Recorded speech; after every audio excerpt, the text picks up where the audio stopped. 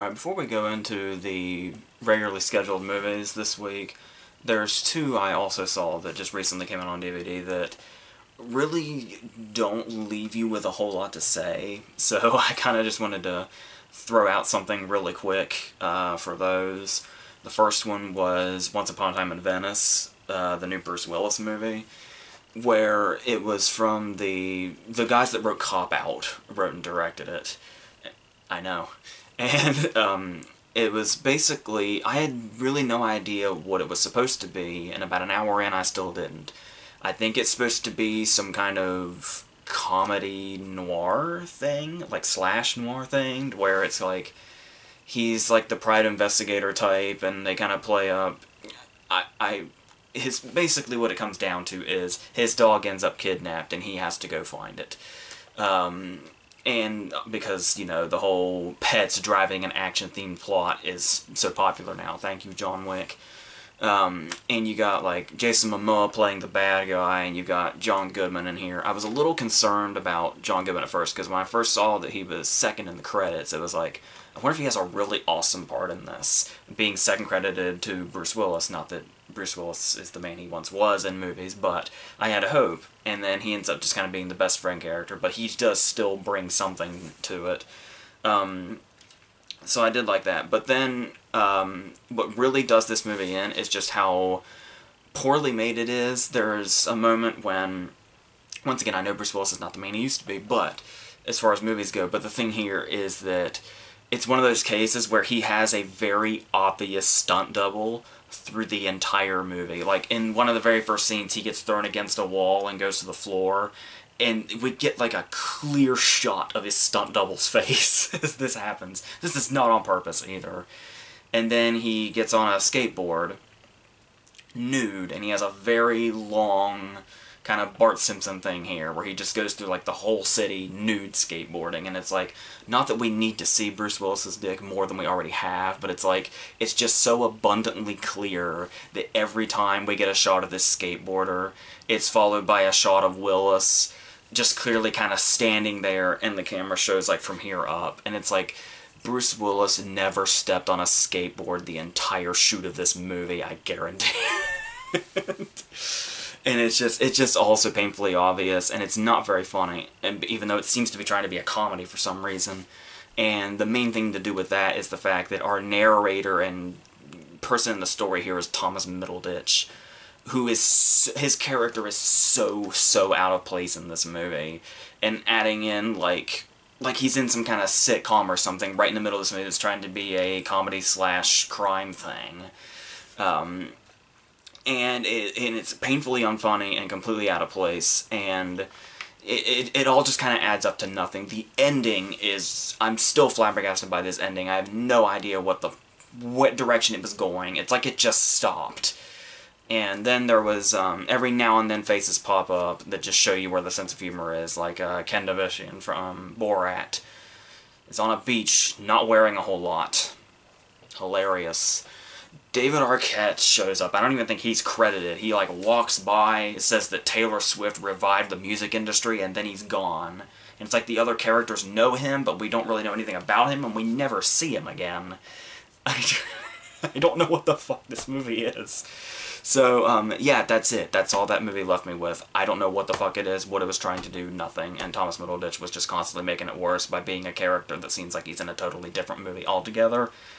I don't know. So the other one of those movies is Armed Response with Wesley Snipes. I said when I reviewed The Recall that Wesley Snipes is going to have another movie coming out. The cover made it look like it was set in the jungle. It's not set in the jungle. In fact, it's in one building pretty much the whole time.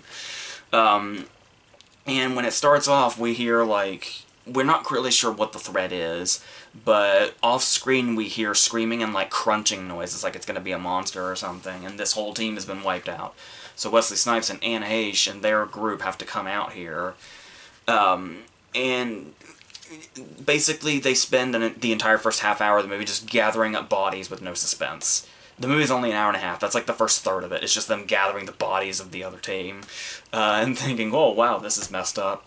And they're also kind of throwing in this whole thing with our villain is a bald Gene Simmons. Yeah, that Gene Simmons.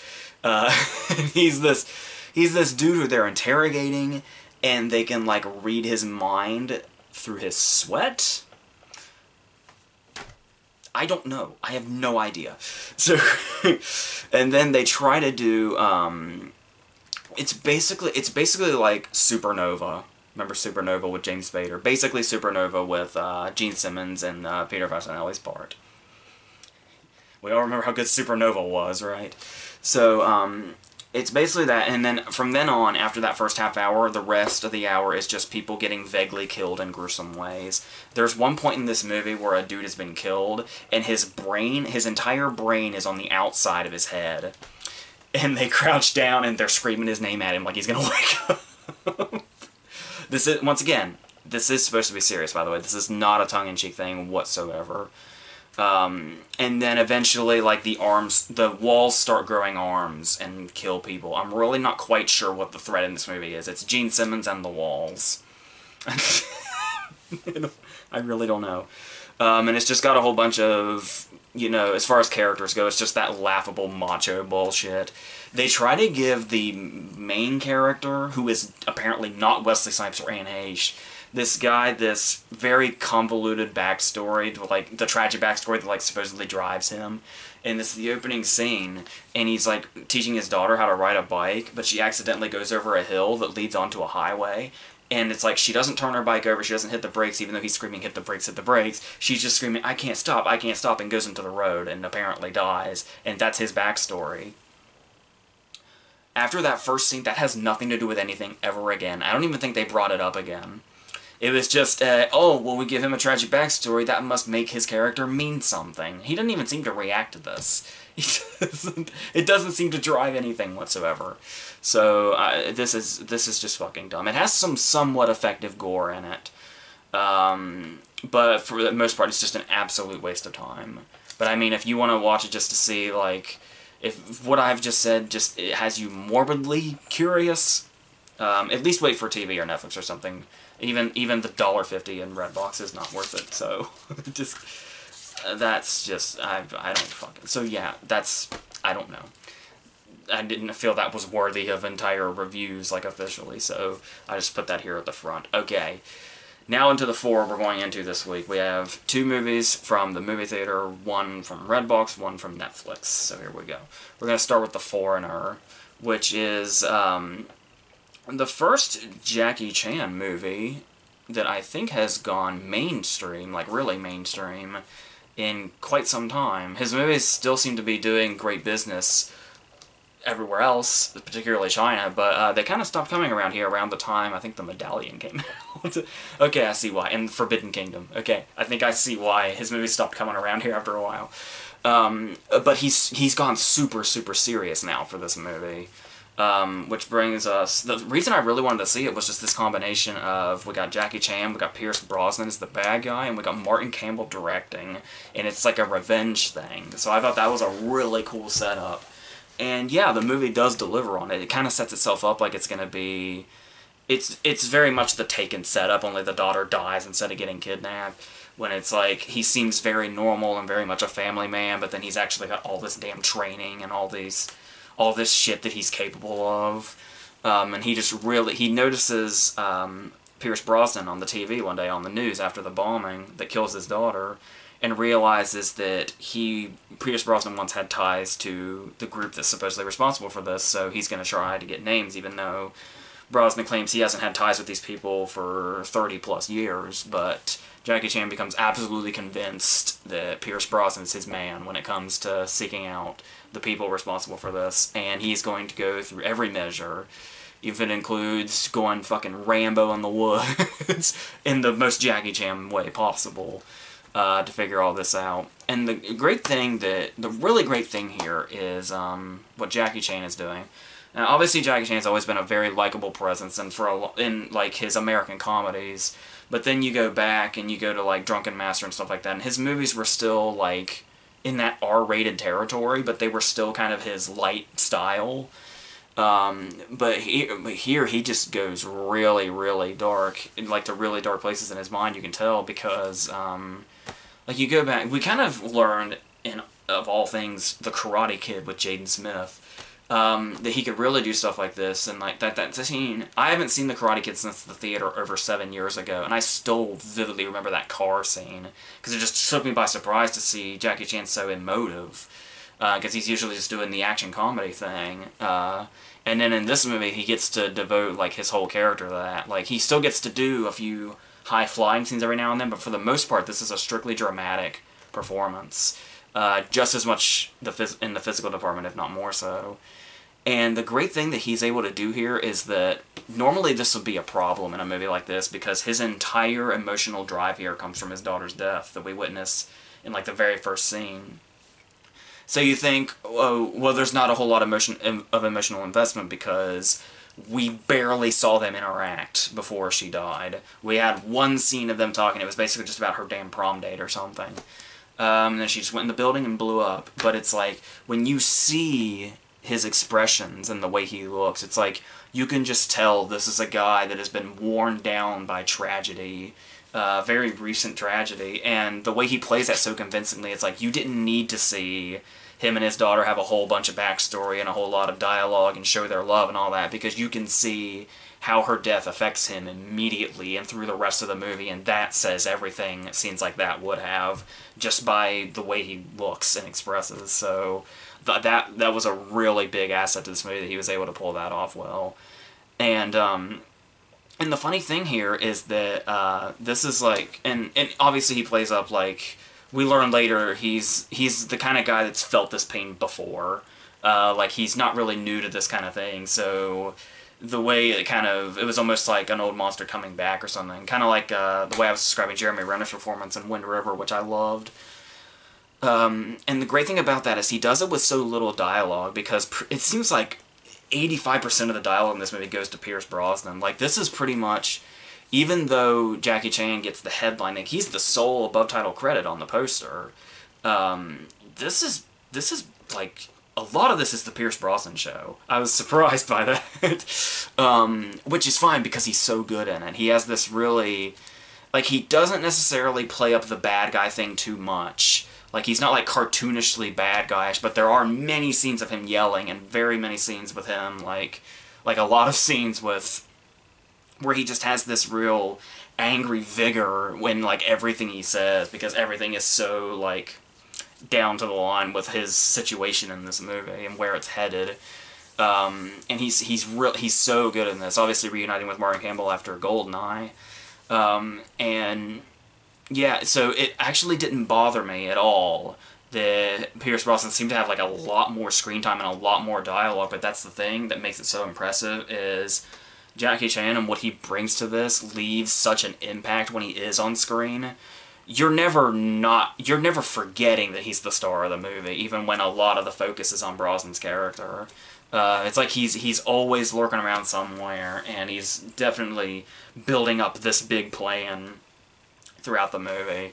And there's things in there to where Jackie Chan was obviously the perfect casting choice, because this is a guy that's not going to go to the extremes we've seen before for revenge. He's not even going to the extremes of what Brian Mills did in Taken. He's all about bringing people to justice, not just saying, I'm going to find them and I'm going to kill them. He wants to really do something with this and really bring those people out for who they are, and not just go out and kill them. And like he sets off a lot of bombs in this movie, but for the most part, they're not harmful. They're warnings. And I thought that was a really cool thing to do with his character, where he very much has the ability and the knowledge to kill them all immediately, but he doesn't, because that's not what it's about for him. It's about getting to something greater than just killing somebody, and then they don't even have to suffer for what they did if he does that. So I thought that was a really great approach to this. But like I said, even though he's much older now, and this is the kind of story we're doing, and this is the kind of character he's playing, he still gets to do the action thing, and there's obviously not near as much in this as there is normally, but we do get like a scene of him jumping out of a window and sliding down a house. There are a couple of fight scenes. it's a little more edit heavy than a Jackie Chan fight typically is. Like, when you think of, like, the best Jackie Chan fights are always the takes that are, like, from a distance that don't break, and it's just watching him do all this stuff kind of all within the camera's grasp without having to move a lot, or at least just move sideways. But they still are effective, though. But yeah, I know that's, like, kind of an overused criticism now that fights are too heavily edited, but in Jackie Chan's case, it's like that's when he just really thrives. But they're still very well done regardless of that. There is and there's obviously the stuff when he's in the woods, when we get to really see what he's capable of, and we get cool shit like the leaves cover, and the fact that he basically fucking booby traps the woods. And it's really interesting to see him take on a part like this without having to really go against, because the thing is that if you are aware of, like, Jackie Chan's, like, contract history, there are some things in this movie that are not going to have too much suspense. Like, maybe it's a little spoilery, but I mean, I think this is common knowledge now, that Jackie Chan has always had it in his contracts that there are two things that he never does, and that is, he never plays the bad guy, and he never dies. Except for that one time, I think Bruce Lee snapped his neck once, but he was like an extra. But but apart from that, so with that in mind, it's kind of like that strips a little bit of suspense, because, you know, there are certain things Jackie Chan just does not do in his movies. But the way he was able to kind of carry that, but also take on such a dark character, at least compared to what he usually plays, in his more mainstream movies anyway. I'm not completely familiar with the extent of his whole filmography, but a fair amount of it, and I don't recall seeing a character this, you know, stone-faced, ready for revenge type. And then throughout the movie you just get stuff like characters betraying one another, and how people aren't quite what they seem, and it just unravels very nicely, and has all these characters on the side too, so yeah, really good stuff. I'm not as passionate as the guy behind me was in the theater.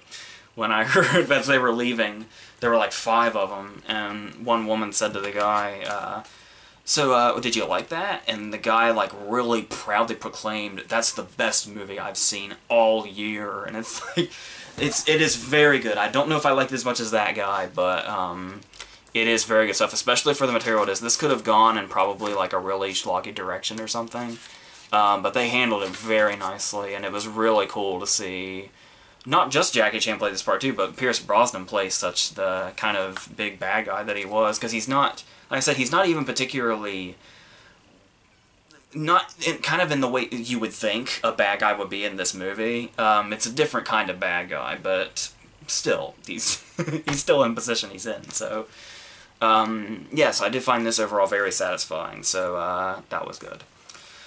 Our next movie is going to be Battle of the Sexes, which actually we got last week, but I had to wait till this week, which is brought to us by Jonathan Dayton and Valerie Ferris. I feel like I'm always getting their first and last names in the wrong order, but I think that's what it is. Who brought us Little Miss Sunshine.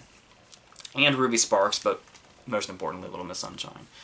And obviously, it's the story that maybe people alive in '73 knew about, with where Emma Stone is Billie Jean King, who basically wanted kind of equality in pay for tennis players in regards to what they get for playing or winning. And Bill Pullman thought, no, there should be a significant difference. Guys are guys, so they should get the really big stuff, and women should just do their thing. Bill Pullman and Tom Kenny, of all people, think this. That's a face I was not expecting to see when I started this movie. And so, I was starting to hear a lot about Emma Stone. Like, you probably, if you saw the Oscar video, when Ashley said it was probably her best performance, and I was like, I had not heard that yet. And then after he said that, I started hearing that more, and it was like, really? Because people went crazy for her in La La Land, and like, I'm really not sure what she can do that tops like the audition scene in La La Land or some of her scenes in Birdman. And I see where it's coming from, but I do think I want to go into Carell, and then that'll bring me back to what I feel about Stone in this movie. I was really taken by Carell in this, and I don't know if it's just because one thing would be that it's one of those cases where if you know the actor outside of his roles well enough, you realize that Bobby Riggs just feels so incredibly far removed from Steve Carell. I think that had a really big impact. But then watching him and seeing how he gets to do a couple of things here, because we first see him with like he's in an office, and then he's with his family, and he kind of seems like he'd be one of those kind of introverted guys, or one of those guys where we're just not quite sure what's in his head because he's so kind of boxed in or out from everything else.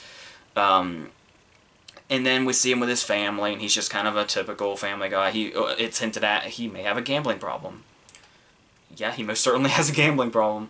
But then he goes off to hang out with his buddies, his gambling buddies, like John C. McGinley's in there, and Eric Christian Olsen, and a few others. And it's like, he seems like he's basically playing an entirely different person when he's the work and family man, and when he is the bee's knees of tennis players. And you just really see this change in him, and how he just suddenly goes wild when he's on a tennis court and just gets to show off. Like, showing off is like, you can just tell is what brings him alive. And I was really taken by that throughout the whole movie. And the way you can see that, how, like, it's not just their genders that are on opposite sides, it's their personalities too, which I think really adds to this whole battle sense we're going for. And the thing here about Carell also is he has these moments where he really comes off as like this, he's like cartoonishly misogynistic, but also we have scenes, there's a really great scene with Elizabeth Shue where she talks about how much she loves him, and you can see how much it means to him, and then it's like this guy who's played up as this really kind of obnoxious antagonist, but when you see how much somebody loves him, it's like you can actually start to see him in a different light, up to and including the way he responds to this as well, receiving this love and praise and whatever. So it's not, it could have been a lot more over the top than it was. It probably seems over the top as is, but that's, once again, it's probably like Walt's and Big Eye syndrome, to where it's like, if you see the real person, he may be toned down. It's hard to say. But I really loved Carell in this and what he was doing. And the thing here is that now you go to Stone, and I think one thing that makes, this is coming back to Steve Carell, this whole subplot with Andrea Riseborough, I understand how it's important to Billie Jean's character, and it kind of goes into a lot of the things that are particularly topical today. Like, you still hear actresses talking about, you know, the pay equality and stuff like that, and you hear, and there's the whole, you know, gay relationships being out in the open now instead of having to be hidden, and how it all kind of brings that topical stuff out. Having said that, it feels like the subplot of Andrea Riseborough has so much time devoted to it, and given that we know what the story is, and then we're still headed in that direction because we're cutting back to Carell, it feels like such a detour through the entire first half of the movie. And it's like the worst kept secret in history. It's like the whole thing is the fact that it's a hidden relationship, but like 10 minutes into it, like every fucking buddy knows about it, and they're whispering about it instead of talking about it. And I like I said though, I understand why it's there, and it really kind of shows, you know, a vulnerability to her character. I'm sure it has a lot to do with the whole, her feeling distracted when she's, you know, playing some of the biggest games of her life. And it really shows just kind of how, we learn later, the way it shows her devotion to where she can't devote herself to something else, especially if that's another person, the way she can devote herself to tennis. It's like its own beast, because that's who she is as a person. So I get why it's in there, but it just felt very dragged out. Like, it made the movie feel very biopic-like. Which isn't always a compliment. It's only a compliment when your movie is actually a biopic. And while this is a true story, it's by no means a biopic, but it was starting to go in that direction. And it's like, that's kind of when a movie is not as interesting, when you have a real story. And the reason you're telling this story is because that's the interesting aspect of it. That's why the movie is called Battle of the Sexes, and there's like a tennis ball on the cover. And the whole plot is this impending match with Bobby Riggs. So I really felt like we were hitting dry spots with their relationship, even though I do understand its importance. To be totally honest with you, I just wanted to see some fucking tennis. Because the great thing about taking this story is not just how much of an impact it had on the points it's reaching here, especially with the stuff, like I said, you can relate to today. And what Billie Jean King ultimately was able to do after this match, when she got people to see through a different set of eyes and through a different light, of all the things they could accomplish if women were given just as many opportunities as men. And you have all this, but at the same time, I know this is probably not everybody's cup of tea or taste or whatever, but I'm really not a sports person at all. But honestly, if there's one sport I can find myself watching, there is so much suspense in watching tennis. There really is. I don't know if it's because I took tennis lessons as a kid for like 3 or 4 years or what, but yeah, it's one of those cases also where even if you know the outcome, because obviously the story was a big deal, there are still those moments where tennis is a game that is just constantly full of close calls if the players are good enough. And there's just that moment where at any given time, one of them's going to score on the other. But in the meantime, it just feels like a back and forth, and it's watching this happen. Tennis is an actually great sport to use in movies because it's a really great use of suspense without having to build it up.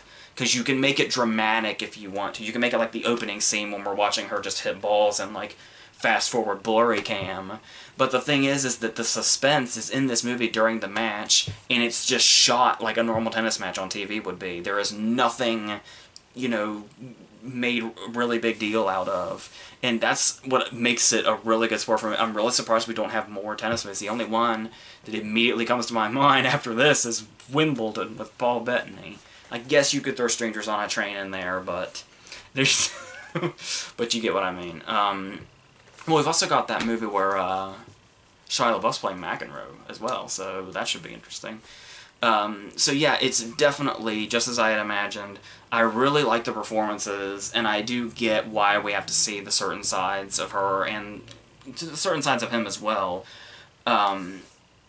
And the thing too is that when we see Carell's side, this is another thing that makes the subplot with Andy Ricefield feel like such a detour, is the fact that we're cutting back and forth between Billie Jean and Riggs, and it's like, whenever we're with him, it's constantly moving forward. He is constantly trying to get this match to happen, and it's all about his side of the story. Is basically, they throw in the Elizabeth Shue stuff as well, but it's because of this, because his character, the way his character is driven, drives off both Elizabeth Shue and drives him towards this game. But like I said, it's not as excessive as it is when we see Billie Jean's side of this. It's there just enough to make its point, but it doesn't detour away from the plot too much. Still, most of Steve Carell's runtime is him just vigorously trying to get this match to happen. And it's like, every time we cut back to Billie Jean's love story, it's like we're just cutting the movie off and kind of just stopping and going in slow-mo. So, like I was saying, I do understand why it needs to be in there, but I don't think we needed as much of it as we did. But, like I said, I guess it brings out more of her character, but I still think it just kind of slowed the movie down a little bit. So, and they do, given what the plot is, it does kind of feel like we do use stereotypes a little bit. Like the moment when he's talking to his buddies and he's in a locker room, and this coincides with a scene where all the female tennis players are talking and they're in a hair salon. It's like, I don't know if that's to play up the stereotypes intentionally, or if it's, yeah, but it's, yeah, no. So there's stuff like that every now and then, but, another thing I thought they really handled well was, her husband, Billie Jean's husband, because in this movie, or in any other movie really, her husband would be like the drama queen type when he starts to find out certain things. It'd be like, oh, how could you do this? Oh, whatever, dramatic exit, etc. But this is a guy that it's handled a lot better than usual, because even so, he's portrayed as very, very supportive, and even when times like that come, there's actually, it's the scene when he says the whole, you know, everything in her life, no matter how important it seems, it's just a sideshow. Her true love is tennis. He's like, so I just gotta do my part in her life. And it's like, you see, when you hear this, you see this guy as somebody that, like, usually the husband is there as just the, hey, I'll support you in the background, maybe we'll fight once or twice to amp up the manufactured drama or whatever. But this is a guy to where you can tell this is somebody that really, truly knows her, and you can see why he is supportive of her. And that's, like I said, that's a lot stronger than we typically see that kind of character in movies like this. So yeah, that's about it. There's a shitload of people in it. The always incredible Sarah Silverman is here, being her incredible self. There is, obviously everybody else I mentioned, Elizabeth Shue, Bill Pullman, Tom Kenny, Andrea Riseborough, I guess. Fred Armisen is in there, kind of comes in, Riggs aside, during the second half. I'm sure I'm forgetting a lot of people too. There were so many people that just kind of started popping up in this. So a fantastic cast as well to back all this up, just even in the side scenes. So yeah, overall, I do think it's very good, but I do think the Riseborough stuff just kind of really slowed it down in a way it didn't necessarily have to, but could still have gotten its point across. So yeah, I definitely prefer the second half to the first half, I guess is what I'm trying to say. Okay, our third movie is going to be, we're going into DVD land now with Wish Upon. You might remember this as the movie that came out a few months ago in theaters, where Joey King, you might remember from like Ramona and Beezus and The Conjuring, she was the China girl in Oz the Great and Powerful. Her dad, Ryan Phillippe, yeah, he's in this, is a dumpster diver because he's in kind of a depressed phase after her mom committed suicide when she was a child. Hung herself in the attic just as she walked in. Bummer. So now Ryan Phillippe is a dumpster diver, and that's basically how they get by, I guess. So one day he's dumpster diving, and he's so, you know, kind of irresponsible when she's the one that is basically the one looking after him, and how he's an embarrassment. It's to the point that this guy, I don't know what kind of guy he was when his wife was alive, but it's like, this is the kind of guy where Joey King's the one who has to go grocery shopping, and when she comes home with vegetables, his response is, ew, you got the green stuff? And it's like, are they really trying to play up that she's the parent and he's the child? Because this is weird, of all things. But eventually, while he's dumpster diving, he finds what seems to be like a kind of music box with Chinese writing on it. And so she just happens to have a couple of Chinese buddies at school that can read this and tell her that it means, oh, well, you're going to get 7 wishes. But wouldn't you know it, there's another little portion, but they're like, I can't read that. Must not be important. So she's like, okay, I got 7 wishes. Cool. So she does the thing, and naturally there's a blood price, and bad things start to happen every time she makes a wish that makes her life better. Cancels them out, pretty much. Though it takes her a long fucking time to figure this out. So we see her, and of course she's we build this up because she's the typical bullied character. She might as well be in a Stephen King novel at this point.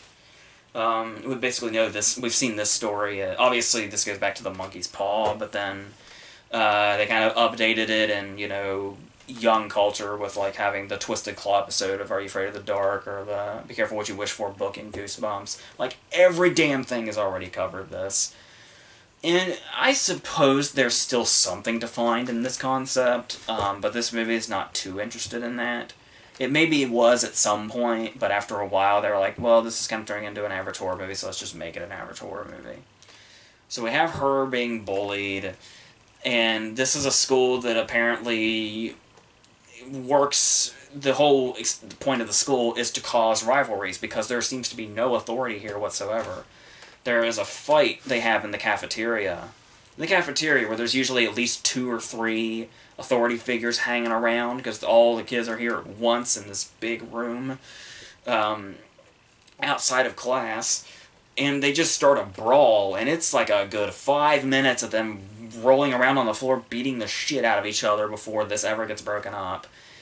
To the point that some girl in the background, a real line, by the way, I'm not making this up, a girl in the back yells, "Beat her like a redheaded baby fresh out the vagina." Because I guess that's something people say. I guess. Well, I'll take this movie's word for it, I will. So then you start to realize that this is one of those movies that maybe could have been decent, because it's still your average PG-13 horror movie, but there's nothing, like, you know, apart from the concept itself, they really don't go past the supernatural thing. Like, you watch a movie like this, it's kind of like, it's so bad now that we're in this, we're so far into the shittiness that the horror genre can do, that we start kind of praising shitty horror movies for not being as shitty as they could be, because of shitty shit we've seen in other movies. So it's like, I suppose I could commend this movie for not the climax being, oh, by the way, once you get to 7 wishes, a ghost pops out and fucking chases you around.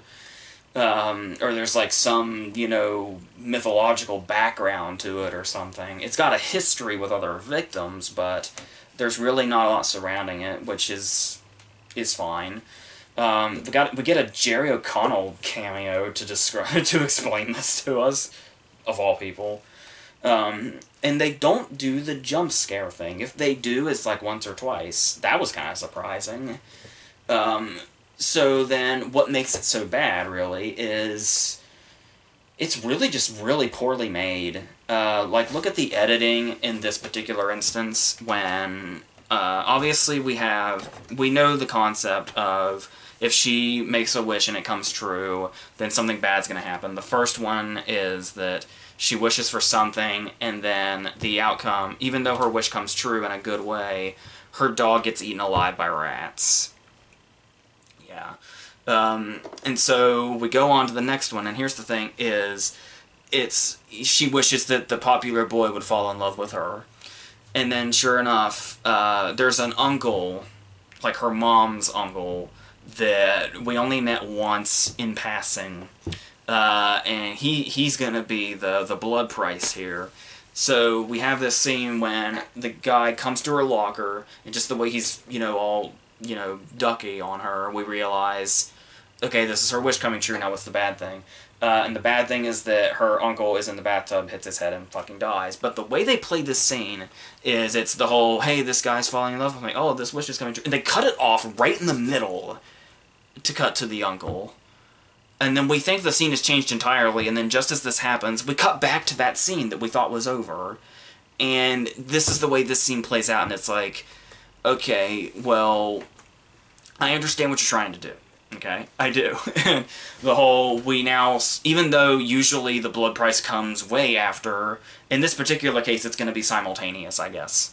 So, so as we're watching this, I do get it. There it's like, here's the good part and here's the bad part simultaneously. We're going to show this by cutting back and forth repeatedly. And at that, it just feels really disruptive and jarring and weird. Not jarring in the good way either.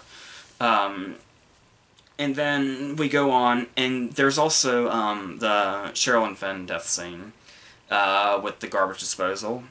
And it's like, this just started to confuse me now, because the way this is put together, to where it's like, okay, she dies, and she's apparently a very close friend of the family. Once again, we don't know anything about why this is. She was just in one scene where she said hi, and then she was in another scene where she was hugging them bye. Because they were moving away. It's like, okay, you've done your part. You've done your part too, Moon Junction. Way to go. So, and then it's supposed to be a true tragedy when she dies, and then But the movie, after she dies, the movie just keeps going. And Joey King finally finds her, like, 30 minutes of movie time later. Which is, like, has to be days later. And it's like, there's nothing, she doesn't look partially decomposed or anything. It doesn't look like anything has gone past, oh, got my hair caught in the garbage disposal. Nothing has changed. And it's almost like they completely forgot, oh, characters should probably start reacting to this now. We totally forgot we did that. And then there's just this really confusing thing where we're just bouncing around here to where it's like, she finds Sherilyn Fenn's body, and then suddenly she's in bed, then suddenly she's in school, then suddenly she's back in her house, over the span of like 30 seconds. And it's all... yeah, it's just, after a while it got confusing. I wasn't even sure where we were in the timeline anymore sometimes, because of just how poor the editing is. And another thing here is, the movie basically has to go against what we've seen her character act like, basically for the sake of the movie, because I understand if she's gonna get, like, really thirsty for power or stuff like that, or now that she knows that she can get whatever she wants at her fingertips. It's like, after, number one, it takes, as I've said before, it takes her a very long time to put this together. She seems smarter than this when she's figuring everything else out. But no, this, she has to be she has to not pick up on it at all so she can keep making wishes. And then even when she figures it out, she still keeps fucking making wishes. So like I said, I understand if she's got like a thirst for power, or she knows, you know, what she has, and it's like messing with her, but it's like, there is nothing about this character that says she knows that she's doing harm to others by wishing, and she just doesn't fucking care. Because she just keeps doing it. But there's like nothing to indicate that this character is not like a fucking saint. And then suddenly it's like, oh no, people die while they do this. And there's not even like much of an internal conflict here. It's just kind of like, oh no, people die every time I make a wish? Oh no, my friend in the glass elevator plunges to her death. But you know it's PG-13 because she plunged very far down to her death in a glass elevator. But her body is somehow like fully intact, and she just has a couple of cuts on her face. But she is dead. But she's still very good condition for being dead in that fashion. But, that's... there's just nothing... I don't know. And as you can tell with the whole, glass elevator thing, it's like they realize what they have here, and now they want to do... Actually, you can tell this with the Sherilyn Fenn with the garbage disposal thing. It's like, now they realize they can make Final Destination just with this wish plot. So they do something that is mildly clever, and that is this moment when, it's the glass elevator scene, when she's in the elevator, but we also see Ryan Phillippe changing a tire on his car on the side of the road in the dark, and they keep cutting back and forth with this. Kind of like well, we know the blood price is about to be paid, but which one is it going to be? That's a decent way to do editing like that. Even though it's, you know, it seems clear that one is clearly setting up for a more dramatic death than the other, so it's still kind of clear. And we're dealing, obviously, with, with the movies like this, I think it just goes without saying that the dialogue is shit. You got stuff like, I think my personal favorite was, you dig on multiverses? That just fucking sounds stupid in or out of context. And he knew I loved it so much he said it twice. There was also, your dad is sriracha hot. Yeah. Once again, I guess this is how people talk. Kind of like the, beer like a redheaded baby right out the vagina. It's all, it's just all that quality from beginning to end. And there is, oh yeah, I was going to talk about, never really much in this. I mean, Joey King kind of has, you know, we're getting to be about her. She's still very young, obviously, but she has shown before that she can act, particularly in The Conjuring, but, I don't know, just everybody in this movie I'm particularly questioning. I would really like to have seen what the audition process was that some of these actors were the ones we ended up with. It's like, how bad were the others? Because, especially this guy that she's hanging out with that's, like, supposed to be her love interest, I guess. the guy that reads the Chinese for her when he and his cousin aren't playing up into the stereotypes. But it's like, never ever once was I convinced that somebody had just learned the news that their close friend or relative had died in a horrible, terrible accident. The cousin gets her fucking head impaled. Her head impaled. And the dude this is his cousin, the dude sees this. He's the one that finds her. And it's like, when he goes to tell Joey King, it's like, it's no more than, he builds it up. He does that thing where you like want to be super dramatic, so you're like, so have you done something lately? You've had your little box lately? You made any wishes lately? It's like, just say, dude, I just found my cousin with her fucking head impaled. I should be in a psychiatrist's office right this very second. But instead, I'm here saying, hey man, are you doing something you're not supposed to be doing? And oh, by the way, guess what? The reason I'm asking all this is because my cousin got her fucking head impaled. You know that person that was your friend too? React a little bit, emote something. But yeah, that's the way it is. It's that typical movie where it's like, you don't even have, you know, what are you supposed to feel when these characters die if the people who are their close friends like seem to barely give a fuck, regardless of what the rest of the context of the movie is. It just doesn't. There's just nothing here. There's just nothing happening. So, yeah, I guess that's pretty much about it. That's what Wish Upon is. As far as the ending, without just flat out saying what it is, even though I've talked about most of the other deaths, it really doesn't matter. Probably most of them were in the trailer anyway. I could see where their ending could be. I like that they didn't exactly cop out. They totally and completely could have copped out. Once again, it's like, I appreciate it for not being even shittier than it already is. It's like, there are movies that would have ended this so much worse. Like I said, there would have been like a whole ghost or demon thing that came out of it, and they had to like fight it or some shit. That's how another horror movie would have ended, but I like that they didn't go against like the concept too much by just adding shit to it. It pretty much is what it is. It's just every now and then it's like, oh, this thing I couldn't read, that's another rule. It's like, at least they said earlier there was something else there, they just couldn't read it, no matter how convoluted that is. But yeah. So this seemed like it could have been one of those movies that you just want to throw a holy shit fit over and just scream at it for being so dumb and stupid and ridiculous and idiotic. And it is, but it's like, it just doesn't really have enough in it to get really horribly mad at. Just wow, this stuff is dumb, but, you know, it's nothing to like dwell on its badness. So yeah, this is actually probably wouldn't be that painful for somebody that, like, just watches shitty horror movies to watch shitty horror movies, and like, the bar isn't that high when you put on a horror movie, you know.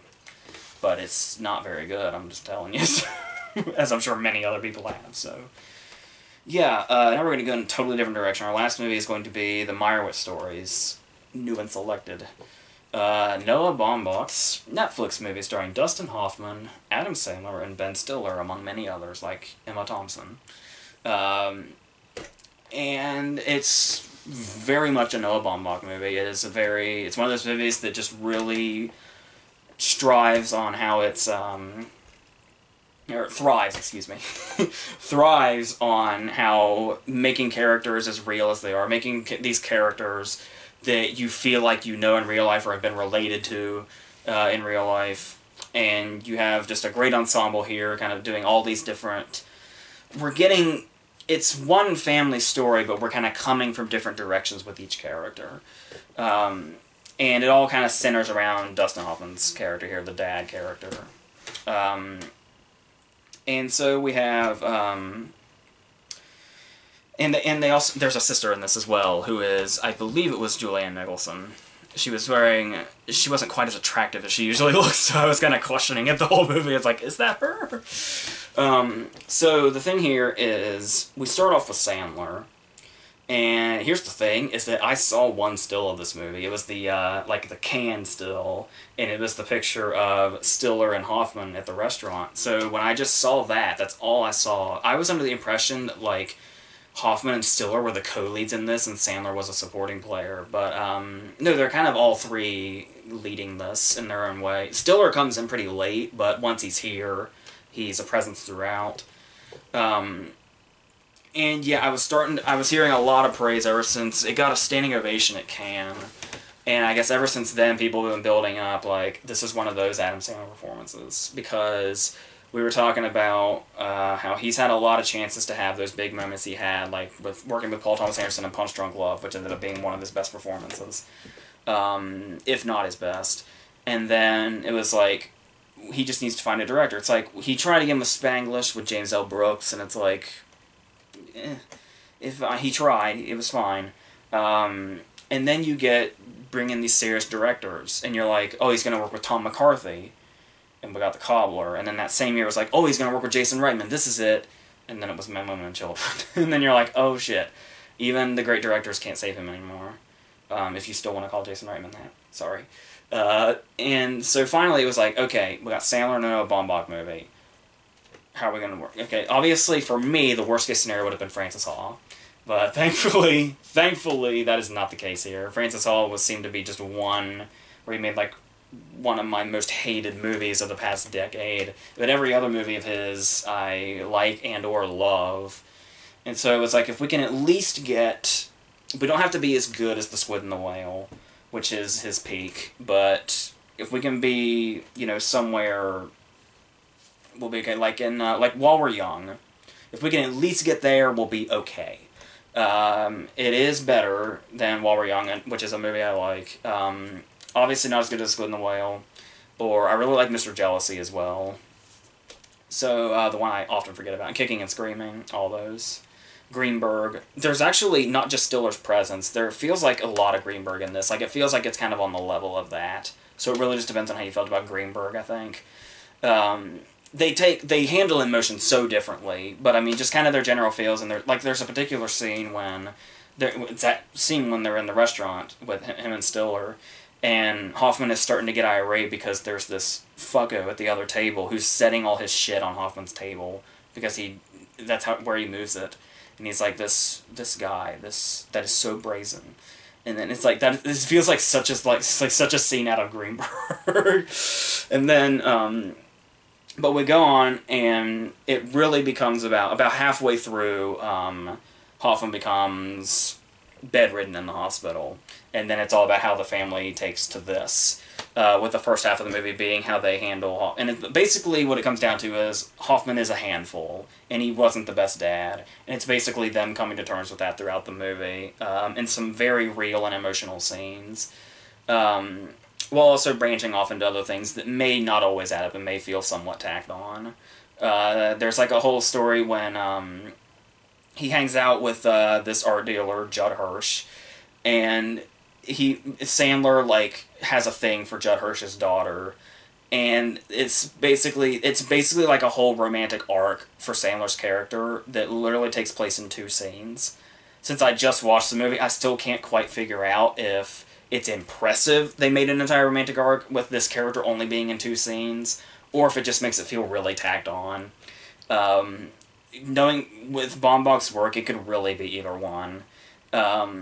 Let's give him the benefit of the doubt. Let's say that's kind of impressive if you want to take this character, and we do remember that throughout the movie, like she's mentioned enough in dialogue, and we know that Sandler's character has to come to some kind of change throughout the movie, and that we know this will be his moment. It just comes in so incredibly late. I'm talking 3 minutes before the credits, when this kind of reaches what it's going to do for his character.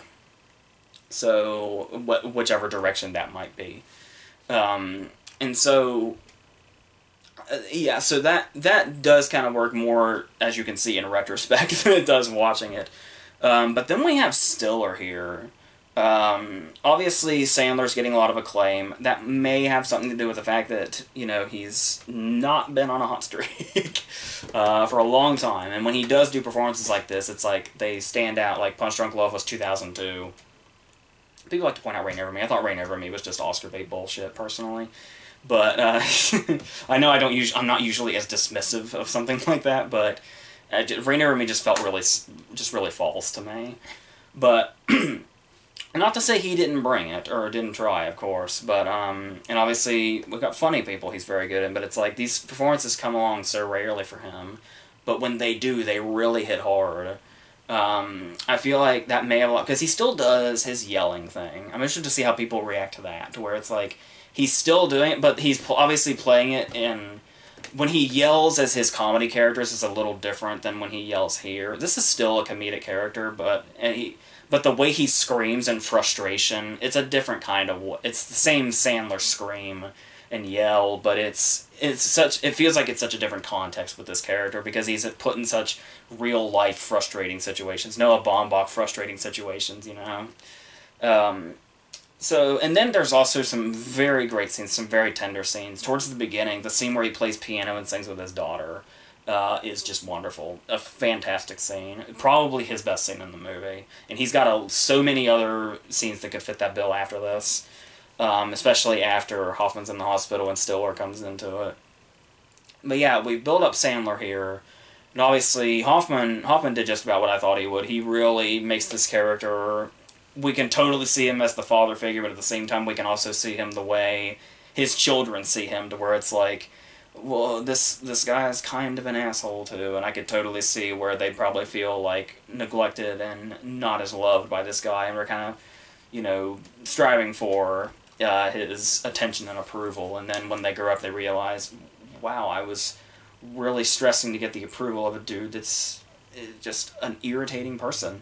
And just, but what Stiller brings here is, he starts off and it just kind of seems like, you kind of try to get out of your head, it's like, oh god, I remember the last movie where Dustin Hoffman played his dad.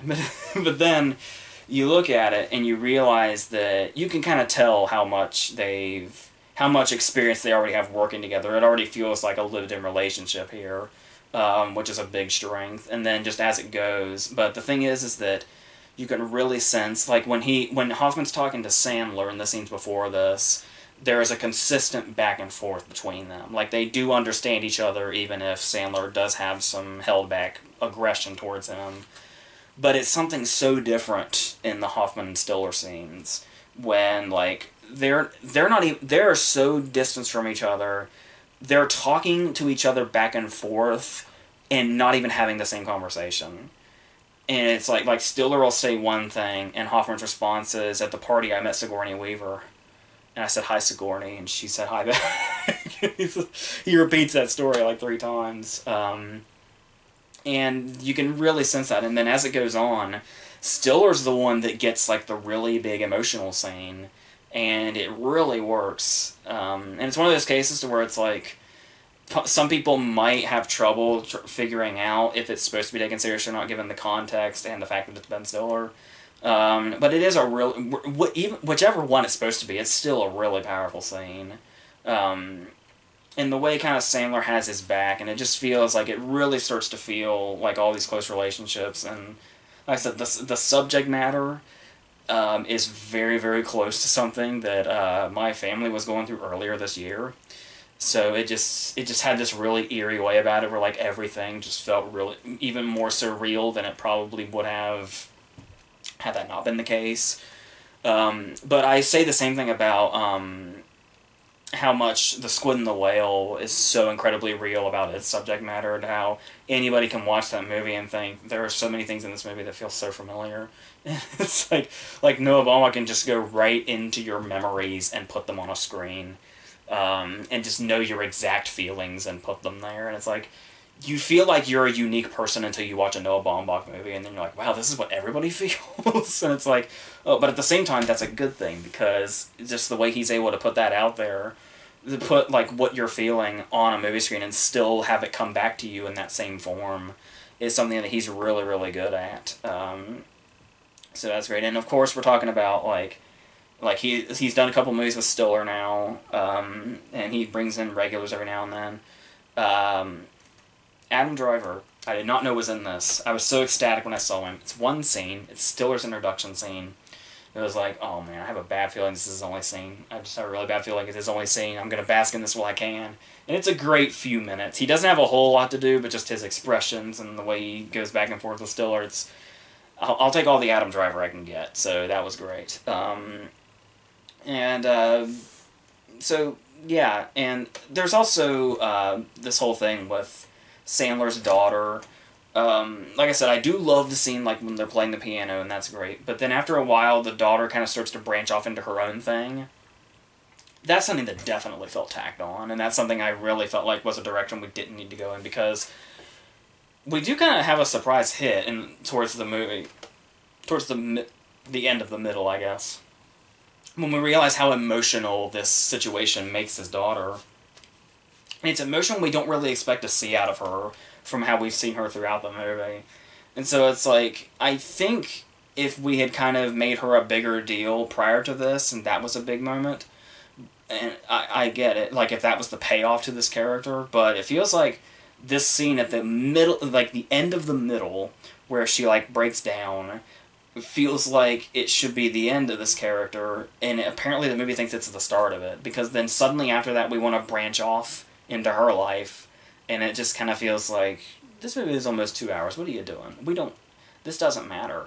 It's not adding to the impact or really doing much of anything. I'm sure there is a purpose that Baumbach had in there, that after more time to think I'll figure out, but in the meantime, it just felt like it was just in there, to kind of make sure we went in all the different directions with all the characters. Because there's even Nicholson gets like one scene where we go off, and it does have like, basically it's just a joke to have the scene where they smash the car for like a light comedic moment amidst all this. But it's a nice bonding moment for them, but at the same time it's like, they really screwed her character over, but the way she speaks, it's kind of like that was the point. So like, she has so many problems and it's like nobody cares, and so the movie's response to that is, let's hear your problem and then not care. So yeah, it does work overall. I'm interested to see how it does throughout the award season, being a Netflix movie, but like I said, it did have that big reaction at Cannes, and I do think it's going to go to some theaters, at least the big ones. And yeah, it's sprinkled throughout with those little, Baumbach dialogue moments, like when Hoffman finds out the price of the salmon, he's like, well, is the salmon going to blow me for that before I eat it? There's the line that I really like when they leave that scene before they've ordered anything, and because that's what you do, Stiller just says, can I get the check?